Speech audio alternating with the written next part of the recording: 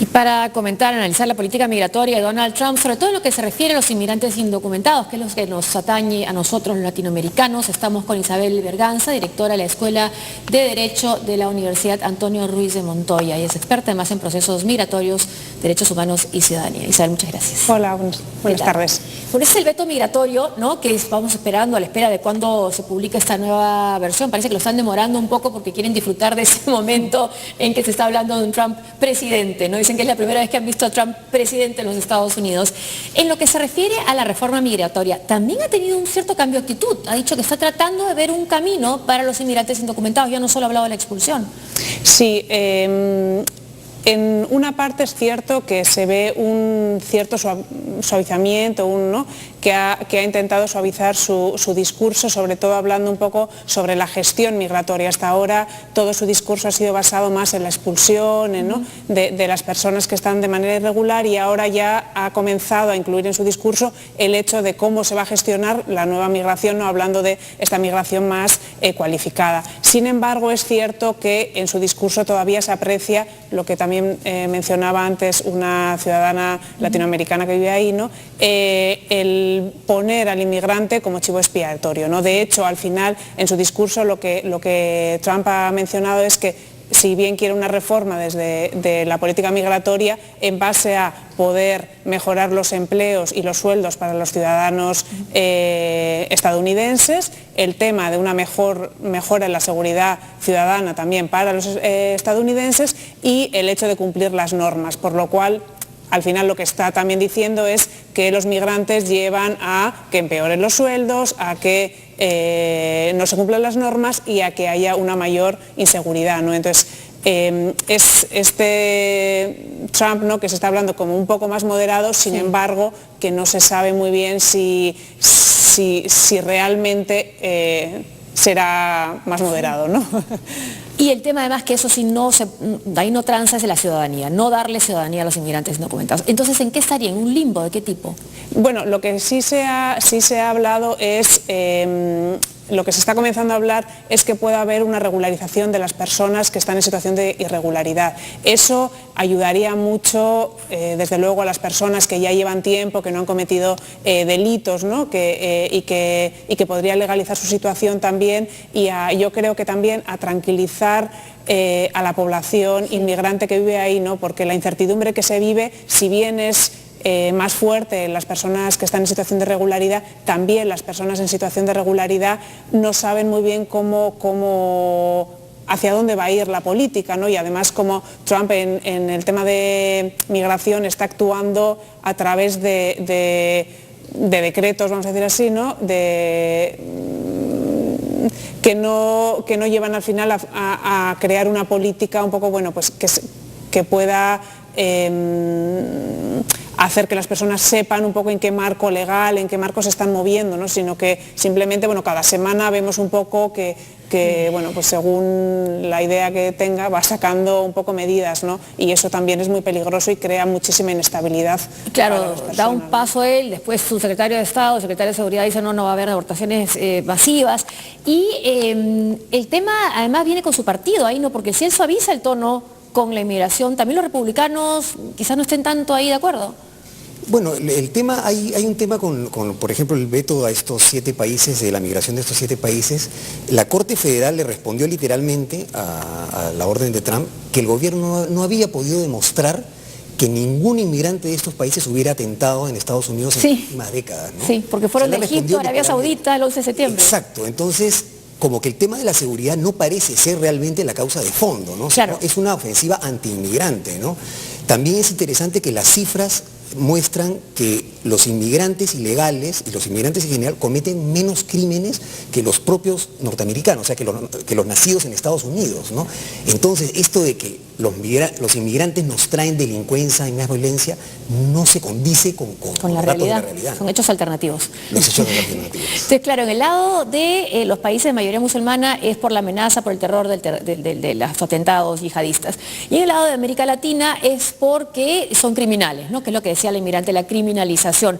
Pero también el presidente Kuczynski dijo en su reunión, ¿no?, después de conversar con Donald Trump, que de los peruanos indocumentados que están en Estados Unidos creo que hay 70 en la cárcel. O sea, es una desproporción de darle darle esa caracterización a los inmigrantes indocumentados. Sí, como menciona mi compañero, los datos, las estadísticas no muestran que los inmigrantes ni los en situación de irregularidad ni en situación irregular cometen más delitos que los nacionales, ¿no? Entonces es bueno, la creación de una imagen para los inmigrantes bastante populista, ¿no? O sea, bueno, defendamos lo nuestro frente al extranjero que nos pone en peligro, ¿no? Entonces, y eso corre el riesgo de que promueva también actividades o acciones xenófobas, ¿no? Que ya vimos durante la campaña y cuando Trump salió presidente que hubo, ¿no? Entonces, ahora último, en Kansas también, que han disparado y han matado a ciudadanos de la India.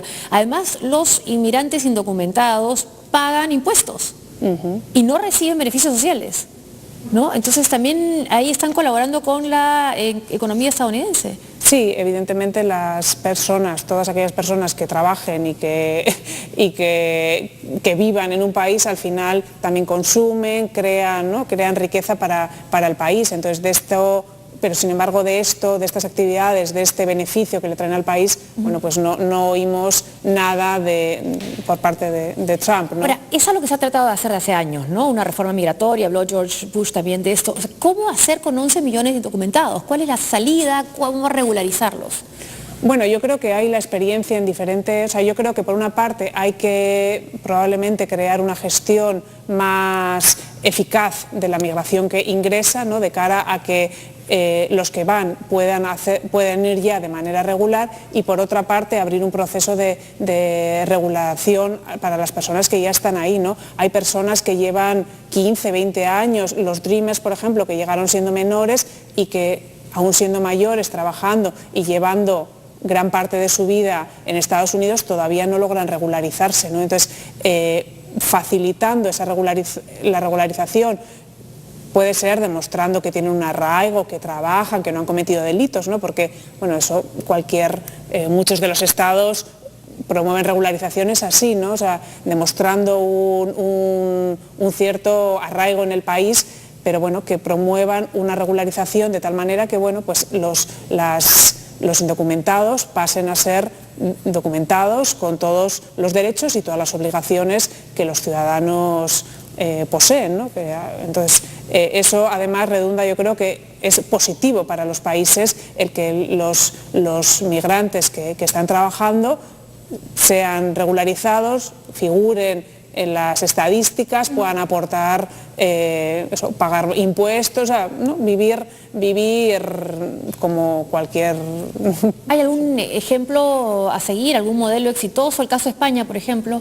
Bueno, el caso de España sí ha habido varias regularizaciones que ha sido positivo en cuanto a que ha permitido que población que de hecho está trabajando y está aportando al país pueda pasar a un estatus regular, ¿no? Entonces sí ha habido varias regularizaciones que han sido consideradas como positivas, y a la vez también lo que se ha buscado es un mecanismo para aquellas personas que van teniendo arraigo en el país puedan ir regularizándose, de tal manera que no se crea una bolsa de personas indocumentadas, de tal manera eso que cada X años hay que hacer un proceso de regularización, ¿no? Sino que bueno, haya procedimientos ya establecidos para las personas que por A o B llegan a estar de manera irregular en el país, puedan regularizar su situación cuando trabajan, cuando se ve que son un aporte positivo, vamos a decir así. Estamos hablando de la influencia de los militares con Trump, ¿no? Acá están diciendo que están convenciéndolo de que no incluya a Irak en el veto. Claro, porque hay muchos iraquíes que están colaborando con el régimen actual que está apoyado por Estados Unidos para combatir el Estado Islámico. Entonces mucha de esa gente está amenazada por el Estado Islámico, y algunos van a Estados Unidos precisamente por eso, ¿no? Huyendo de estas amenazas. Entonces que encima el país al que están sirviendo de alguna manera les ponga una puerta porque son peligrosos para la seguridad de Estados Unidos, no tiene pies ni cabeza, ¿no? Claro, es tan absurdo como cuando acabaron de dar ese veto migratorio, estaba llegando, impidieron la entrada de una persona que había sido traductor del ejército estadounidense en Irak, había colaborado con los estadounidenses, ¿no? Pero bueno, ¿algo alentador en el cambio de tono o no? Bueno, abre un poco de esperanza frente a lo nublado que estaba antes, Sí. pero yo todavía con reservas, ¿no? Habrá que esperar un poco las medidas, por ejemplo, ahora en el cambio de las medidas que hacíamos referencia de los 7 países, a ver qué es lo que sucede, ¿no? También también además de la prohibición de esos 7 países, también ponía, por ejemplo, el tema del programa de asilo, ¿no? Que eso también es un tema bien difícil, y ¿no? Porque bueno, las personas que solicitan asilo son personas en situación de mucha, ¿no? O los sirios, ¿no? Pues que ahora estamos viendo que es una situación de urgencia, ¿no? Que están viviendo y que les están haciendo salir del país, ¿no? Entonces habrá que ver un poco cuáles son las medidas concretas que se van tomando después de este discurso, ¿no? Porque bueno, Y el muro, por ejemplo, sería una medida concreta, porque en eso se ha insistido. Ha insistido en el muro, pero lo curioso es que, según las estadísticas, la inmigración ilegal ha disminuido en Estados Unidos los últimos años, o sea, se ha estabilizado.